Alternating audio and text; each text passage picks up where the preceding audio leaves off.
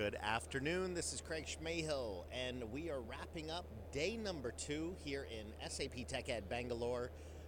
I'm trying to be a little bit quieter. As you can see right behind me, we have a mini CodeJam session happening, and we have more of them coming tomorrow, and there's still more today, but they're going on over here. Again, I'm trying to be quiet. We have code review sessions happening. Again, tomorrow. You can also find lightning talks in this space as well. So a lot of activity going on, a lot of great activity that you can just come in and jump in and sit down for and have a listen in and everything like that. And of course, smack dab in the middle of the show floor here, we have our community and developer lounges, or the developer garage and the community lounge, I should say. And in our developer garage, of course, is our app space. Now, what you don't see behind the camera is a packed app space. 7,400 tutorials already completed in less than 2 full days here in Bangalore TechEd.